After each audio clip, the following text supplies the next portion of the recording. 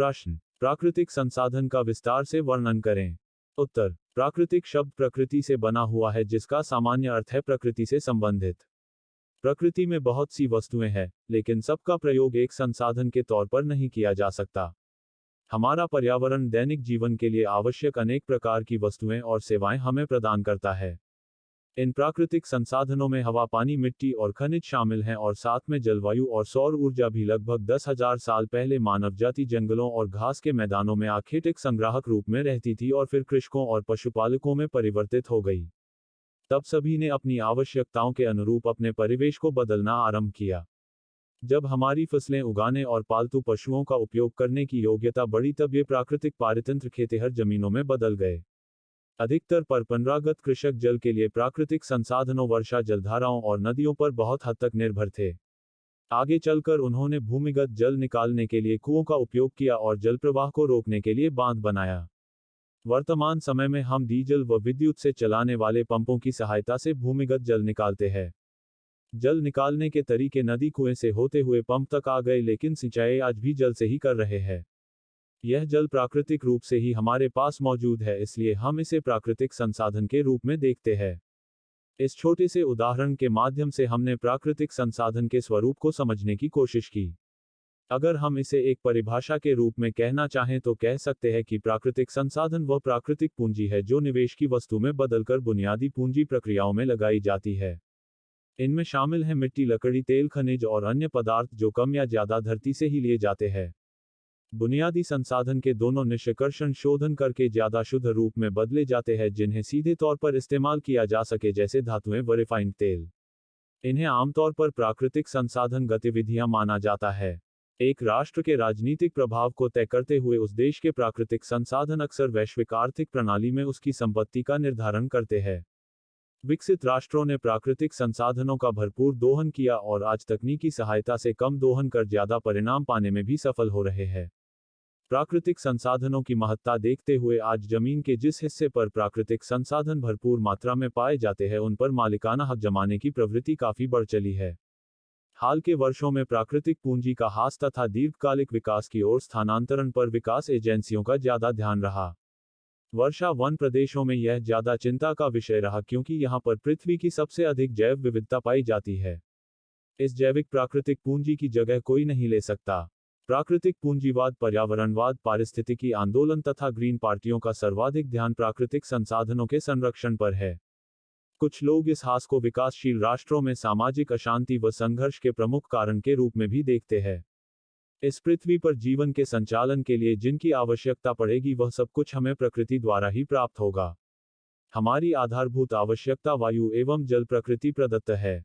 वायु एवं जल के बाद जिसकी आवश्यकता हमें है वह है भोज्य पदार्थ। ये भोज्य पदार्थ भी हमें भूमि संसाधन पर कृषि व्यवस्था के फलस्वरूप मिलते हैं। कृषि व्यवस्था के लिए भूमि, जल व वायु की ही आवश्यकता होती है। आज अनेक पर्यावरणविद चिंतित इसीलिए रहते हैं क्योंकि हम मानवों ने इनमें अवांछनीय तत्वों अर्थात प्रदूषण के लिए स्थान बनाया जिससे ये प्राकृतिक संसाधन दूषित हो रहे हैं और भविष्य में ये हमारी आधारभूत आवश्यकताओं पर संकट पैदा करेंगे। भूमि संसाधन, जल एवं वायु की ही तरह भूमि भी एक संसाधन है। इसी भूमि से अनेक प्रकार के संसाधनों एवं संपदाओं को मानव अपने लिए प्रयोगधर्मी बनाता है। भोज्य पदार्थों के लिए हम लगभग कृषि पर निर्भर रहते हैं और कृषि का अधिकांश हिस्सा भूमि पर ही निर्भर है। मृदा जिस प्रकार की होगी खेती भी उसी अनुरूप ही होगी। हम अपने जीवन में अनेक स्तरों पर खनिज संसाधनों का उपयोग करते हैं, वे खनिज संसाधन भी भूमि से ही पाए जाते हैं। धरती पर जितने भी प्रकार के वन पाए जाते हैं उनका आधार यही भूमि ही है। उन वनों से हम अनेक प्रकार के संसाधनों को प्राप्त करते हैं एवं उनका उपयोग हम अपने लिए करते हैं। औषधीय वनस्पतियों की प्राप्ति भी हम वनों आदि से करते हैं।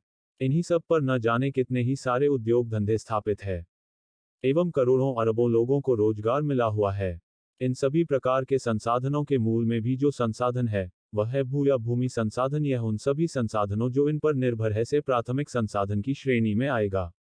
खनिज संसाधन, खनिज से तात्पर्य प्राकृतिक रूप से पाए जाने वाले ऐसे पदार्थों से है जिनका निश्चित रासायनिक, भौतिक गुणधर्म एवं रासायनिक संघटक हो।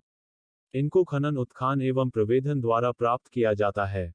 साथ ही इन सभी का आर्थिक महत्व भी होता है।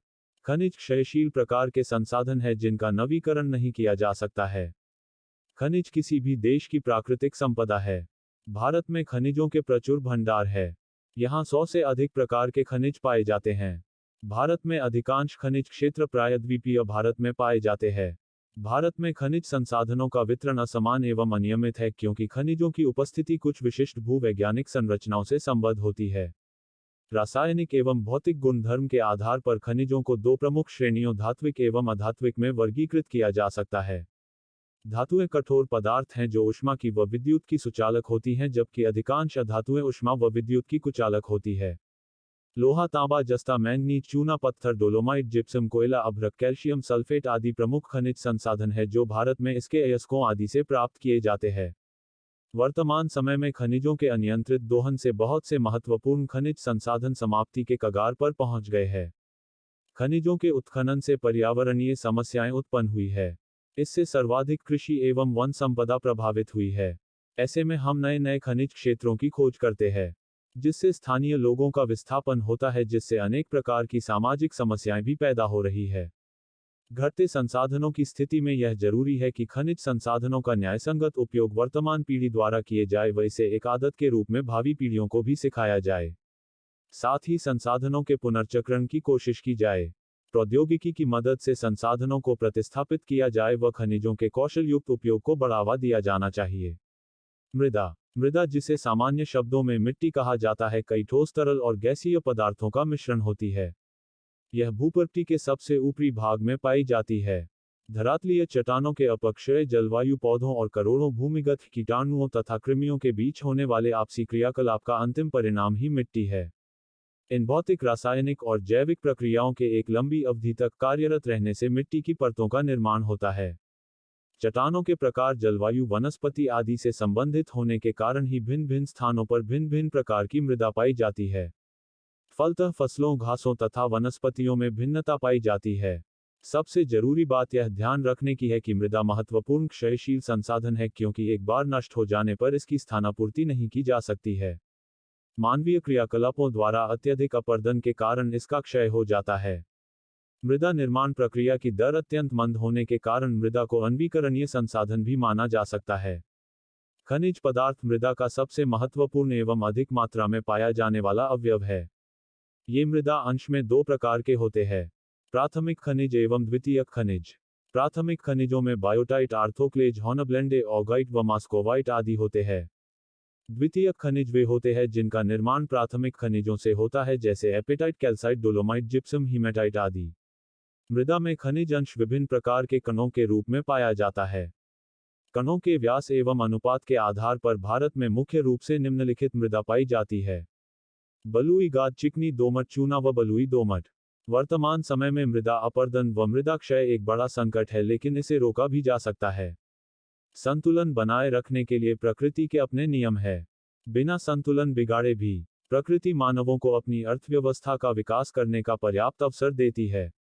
मृदा संरक्षण एक विधि है जिससे मिट्टी की उर्वरता बनाए रखी जा सकती है। मिट्टी के अपरदन व क्षय को रोका जा सकता है व मिट्टी की निम्नीकृत दशाओं को सुधारा जा सकता है। समोच्च रेखा के अनुसार मेड़बंदी, समोच्च रेखी सीढ़ीदार खेत बनाना, नियमित वानिकी, नियंत्रित चराई, आवरण फसलें उगाना आदि कुछ ऐसे ही तरीके हैं जिससे मृदा अपरदन को रोका जा सकता है। फसलें, कृषि एक प्राथमिक क्रिया है जिसमें भू संसाधनों का इष्टतम उपयोग करते हुए फसलों, फलों, सब्जियों, फूलों आदि को उगाने के साथ पशुपालन भी शामिल है। विश्व के विभिन्न भागों में भिन्न भिन्न भौतिक, सामाजिक एवं आर्थिक दशाएं कृषि कार्य प्रभावित करती हैं एवं इसी आधार पर विभिन्न कृषि प्रणालियां देखी जाती है। कृषि कार्य से संबंधित सबसे बड़ा हिस्सा फसलों से संबंधित है। फसलों को उगाने के उद्देश्य से यह निर्धारित होता है कि आप कृषि के किस प्रकार को अपना रहे हैं।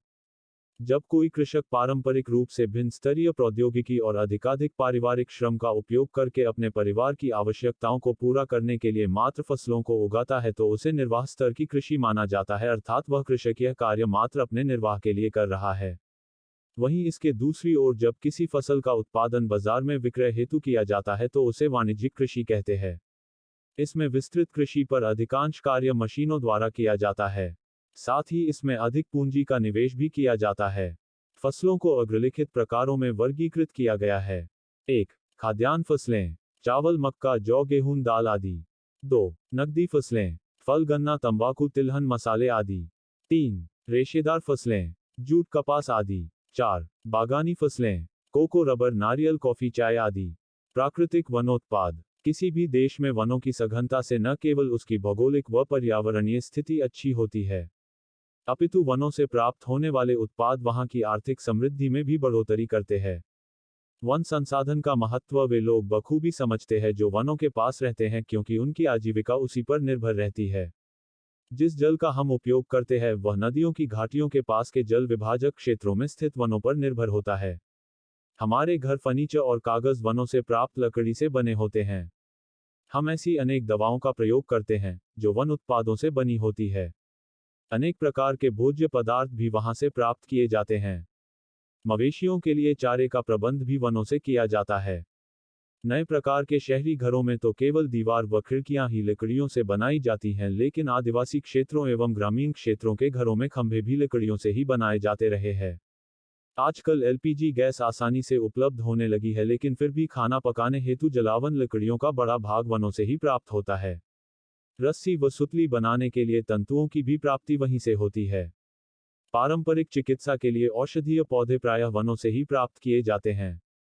साथ ही साथ नई आधुनिक औषधियों के स्रोत के रूप में अनुसंधान हेतु पौधे वनों से ही मिलते हैं। वैज्ञानिकों के अनुमान के अनुसार भारत की 33% भूमि वनाच्छादित होनी चाहिए, लेकिन आज यह केवल 12% ही है। वनों की कटाई से वनों का क्षेत्रफल कम हो जाता है। हमें इसके महत्व को समझकर इसको न केवल सुरक्षित रखना है, अपितु इसको इस तरह उपयोग करना है कि हम दीर्घकालिक लाभ ले सकें। औषधीय पौधे, पौधों से पारंपरिक रूप से हम जिन वस्तुओं को प्राप्त करते हैं वे सब तो आवश्यक हैं ही, हम उनसे औषधीय तत्व भी प्राप्त करते हैं जो चिकित्सा प्रणाली में काफी मददगार साबित होते हैं। भारतीय आयुर्वेद की चिकित्सा प्रणाली पूरी तरह से इसी पर निर्भर थी। साथ ही साथ अनुसंधान हेतु भी इन पौधों का उपयोग किया जाता है कि किस प्रकार के पौधे में कौन सा चिकित्सा से संबंधित गुण पाया जाता है जो आगे चलकर मानव जाति के कल्याण के लिए कार्य कर सके। वन आधारित उद्योग, वन संपदाएं विशाल व विस्तृत होती है। वे उद्योगों को कच्चा माल दिलाने की प्राथमिक स्रोत होते हैं। यहां से प्राप्त कच्चे मालों का उपयोग विभिन्न उद्योगों के लिए किया जाता है। इमारती लकड़ियां प्रमुखतया वनों से ही प्राप्त होती हैं और यह वनों पर आधारित एक महत्वपूर्ण उद्योग के रूप में जाना जाता है। देवदार, चीड़, नीला पाइन, साइप्रस, सागौन, साल, सुंदरी, शीशम जैसे वृक्षों की लकड़ियां मजबूत होती है। इसलिए यह गृह निर्माण एवं फर्नीचर बनाने के साथ साथ रेलों के स्लीपर, जहाज व लकड़ी की पेटियां बनाने आदि में किया जाता है। इसी प्रकार कागज उद्योग हेतु बांस, बूंदा, छीजन व सबाई घास की आवश्यकता भी यहीं से पूरी होती है। रबर उद्योग विश्व भर में बड़े उद्योग के रूप में जाना जाता है। इस उद्योग में प्रयुक्त किए जाने वाले महत्वपूर्ण कच्चे माल प्राकृतिक एवं कृत्रिम रबर है। प्राकृतिक रबर की अधिकाधिक आपूर्ति वनों से ही की जाती है। रबर उत्पादों में वाहनों के टायर व ट्यूब, जूते, जलरोधी पदार्थ, संप्रेषण पेटी इत्यादि शामिल हैं। माचिस उद्योग के लिए तीलियां लकड़ियों से ही बनाई जाती है। श्वेत, सनोवर, चीड़ आदि वृक्षों से माचिस की तीलियां बनाई जाती है। इन सभी प्रक्रियाओं में अनेकों लोग को रोजगार के अवसर प्रदान होते हैं। वनों से कच्चे माल को निकालने से लेकर उसे उद्योग हेतु फैक्ट्रियों तक लाने तथा फैक्ट्रियों में काम करने वालों का एक बड़ा समूह है, जिसकी आजीविका इन्हीं वन के उत्पादों पर निर्भर रहती है। भूमि आवरण, भूमि आवरण धरती की सतह पर मौजूद भौतिक पदार्थ है जिसमें वृक्ष, घास, जलगीली भूमि, वन, कृषि आदि आते हैं। भूमि आवरण ज्ञात करने के लिए प्रायः सैटेलाइट द्वारा ली गई तस्वीरों का प्रयोग करते हैं। उसके माध्यम से यह विश्लेषण किया जाता है कि भूमि के किस हिस्से में क्या है। सैटेलाइट द्वारा ली गई तस्वीरों से वर्तमान भूस्थितियों के अध्ययन में भी मदद मिलती है। तटीय क्षेत्रों में इस आंकड़े का प्रयोग कर प्राकृतिक घटनाओं के अध्ययन में सहायता ली जाती है। इन नक्शों के प्रयोग से पुराने व नए के तुलनात्मक अध्ययन की सहायता से शहरी विकास, समृद्ध तल में वृद्धि, बाढ़ व तूफान के प्रभाव आदि का अध्ययन किया जाता है। भूमि उपयोग में बदलाव, यह एक ऐसी प्रक्रिया है जिसमें मानव हस्तक्षेप द्वारा भूमि के आर्थिक रूप से आयोग करने के कारण बदलाव आते हैं। जनसंख्या वृद्धि के कारण लगातार वनों की कटाई की जा रही है, जिससे हमारे पारिस्थितिकी तंत्र में बड़ा परिवर्तन आता है। इस कारण से ग्रीन हाउस गैस व कार्बन उत्सर्जन चक्र में भी परिवर्तन होता है। इस कारण से वायुमंडल में कार्बन डाइऑक्साइड आदि हानिकारक गैसों का संतुलन बिगड़ जाता है, जो दूरगामी परिणाम दर्शाते हैं एवं मानव हितों के विपरीत साबित होते हैं। मृदा निम्नीकरण अवकर्षण, मृदा निम्नीकरण एक गंभीर पर्यावरणीय समस्या है। सामान्यतः कृषि उद्योग और शहरीकरण के लिए मृदा का अवैज्ञानिक प्रबंधन और अनावश्यक इस्तेमाल के कारण मृदा गुणवत्ता में भौतिक, रासायनिक और जैविक रूप से गिरावट को ही मृदा निम्नीकरण कहा जाता है। मृदा अपरदन एवं मरुस्थलीकरण। मृदा अपरदन का साधारण अर्थ मृदा के ऊपरी परम का क्षरण होता है, जिसे मृदा अपरदन की संज्ञा दी जाती है। प्राकृतिक रूप से होने वाले मृदा अपरदन व मृदा निर्माण प्रक्रिया में एक प्रकार का संतुलन पाया जाता है, लेकिन मानवीय हस्तक्षेप से मृदा अपरदन की दर में वृद्धि होती है। अत्यधिक पशुचारण से मिट्टी का काव कम होता है, जिससे मिट्टी जल व पवन से तीव्र गति से कटती जाती है। वन पानी के बहाव एवं वायु की गति को कम करते हैं, लेकिन लगातार निर्वनीकरण के कारण मृदा अपरदन की दर में वृद्धि होती है। जलीय एवं वायु द्वारा अपरदन मृदा अपरदन के प्राकृतिक कारणों में से एक है। हिमानी एवं भूस्खलन अपरदन भी मृदा अपरदन के ही कारणों में से एक है। बूंद अपरदन, परत अपरदन, रिल अपरदन, अवनलिका अपरदन एवं धारा चैनल अपरदन मृदा अपरदन के ही प्रकार है। इसलिए मृदा अपरदन को पहचान कर उसको संरक्षित करने की जरूरत है। ज्ञान के अभाव में कृषक आज भी अपने पशुओं को चारण के लिए खुला छोड़ देते हैं। अतिचारण से भूमि का कसाव ढीला हो जाता है एवं मृदा अपरदन की दर बढ़ती जाती है। हमें इस मामले में जागरूक करने की भी आवश्यकता है। साथ साथ हम वनों की लगातार कटाई कर उस भूमि का उपयोग अन्य कार्यों में कर रहे हैं, जिससे मृदा अपरदन में वृद्धि होती है। हमें ऐसा करने से बचना होगा। मरुस्थलीकरण जमीन के अनुपजाऊ हो जाने की ऐसी प्रक्रिया है जिसमें जलवायु परिवर्तन तथा मानवीय गतिविधियों समेत अन्य कई कारणों से शुष्क और निर्जल अर्धनम इलाकों की जमीन रेगिस्तान में बदल जाती। इससे जमीन की उत्पादन में कमी और ह्रास होता है। निर्वनीकरण के कारण बड़े पैमाने पर वनों की कटाई को निर्वनीकरण कहा जाता है। इसके पीछे सन्निहित प्रमुख कारण अधिकतर मानवीय ही है।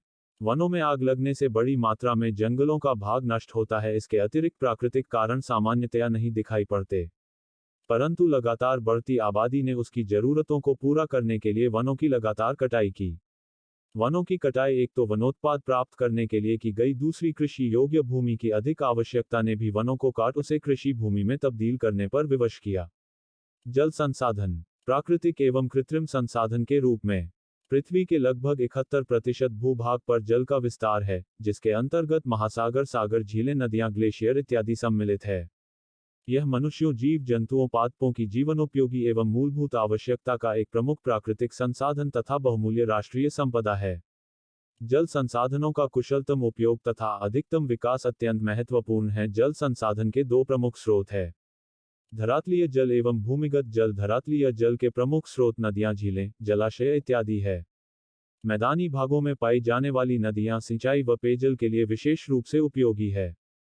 प्राप्त आधिकारिक आंकड़ों के अनुसार देश का लगभग 50% से ज्यादा सिंचित क्षेत्र उत्तर प्रदेश, पंजाब और तमिलनाडु के अंतर्गत आता है। हिमालय के पर्वतीय क्षेत्रों तथा प्रायद्वीपीय पठार से प्रवाहित होने वाली नदियां विशेष रूप से जलविद्युत उत्पादन के लिए महत्वपूर्ण है। इन नदियों पर विभिन्न बहुउद्देशीय परियोजनाएं चलाई जा रही हैं। भूमिगत जल से अभिप्राय है वह पानी जो चट्टानों और मिट्टी के माध्यम से रिसकर धरातल की निचली सतहों पर भंडारित होता रहता है। जिन चट्टानों में यह जल संग्रहित होता है उन्हें जलीय चट्टानी परत कहते हैं। देश के विभिन्न भूभागों में भौम जल का विकास समान रूप से नहीं हुआ है। कुछ क्षेत्रों में भौम जल प्रचुर मात्रा में उपलब्ध है, तो वहीं कुछ क्षेत्रों में इनकी कमी है। भौम जल के विभिन्न कार्यों में अति दोहन से भी इसमें कमी आई है। जल का उपयोग जल हमारे जीवन का अत्यंत महत्वपूर्ण तत्व है, जिसके बिना हम जीवन की कल्पना भी नहीं कर सकते हैं। मानव जीवन के लिए जल का सबसे प्राथमिक उपयोग पीने के लिए किया जाता है, लेकिन इससे इतर हमारी रोजमर्रा की अनेक जरूरतों को पूरा करने में पानी की महत्वपूर्ण भूमिका है। ये जरूरी है, लेकिन जल का बड़े पैमाने पर उपयोग सिंचाई के लिए किया जाता है। खेतों में फसलों को कृत्रिम रूप से जल देना सिंचाई कहलाता है। भारत की कृषि का ज्यादातर हिस्सा मानसूनी वर्षा पर निर्भर है। यही कारण है कि जब मानसून ठीक रहता है तो फसलों का उत्पादन बढ़ जाता है, जबकि मानसून के खराब होने पर फसलें या तो नष्ट हो जाती हैं या उनका उत्पादन अपेक्षा के अनुरूप नहीं हो पाता। भारत की उष्णकटिबंधीय मानसूनी जलवायु, वर्षा की असमानता एवं अनिश्चितता, वर्षा जल का तेजी से बहकर सागरों में चले जाना, जल का तीव्र वाष्पीकरण, फसलों की बहुलता एवं विशिष्टता तथा मिट्टी की प्रकृति आदि कारणों से सिंचाई की आवश्यकता पड़ती है। भारत में सिंचाई योजना को सामान्यतः 3 भागों में बांटा गया है: वृहद सिंचाई योजना, मध्यम सिंचाई योजना एवं लघु सिंचाई योजना। इन योजनाओं में सिंचाई हेतु क्रमशः बड़ी नहरों तथा बहुउद्देशीय नदी घाटी परियोजनाओं, छोटी नहरों एवं कुओं, नलकूपों, तालाबों तथा दिए सिंचाई आदि को शामिल किया जाता है। सिंचाई के बाद जल का वृहत्तर उपयोग बहुउद्देशीय परियोजनाओं में किया जाता है। बहुउद्देशीय परियोजनाओं को भारत के प्रथम प्रधानमंत्री जवाहरलाल नेहरू ने आधुनिक भारत का मंदिर कहा था। बहुउद्देशीय परियोजनाओं का मकसद सिंचाई का प्रबंध, जलविद्युत उत्पादन, बाढ़ नियंत्रण, पेयजल आपूर्ति, नौकायन, मत्स्य पालन, वन्यजीव संरक्षण, मृदा संरक्षण एवं पर्यटन आदि होता है। दामोदर घाटी परियोजना, भाखड़ा नागल परियोजना, हीराकुंड परियोजना, टिहरी बांध परियोजना व नर्मदा घाटी परियोजना आदि प्रमुख बहुउद्देशीय परियोजनाएं हैं। इनकी सहायता से जल संसाधन का व्यापक उपयोग कर अधिकाधिक लाभ प्राप्त किया जाता है। प्रस्तुति समापन। आपका धन्यवाद। Disclaimer: This notes has been made after a lot of research, yet the accuracy of the answers may vary. The author assumes no responsibility or liability for any errors or omissions in the content of this notes.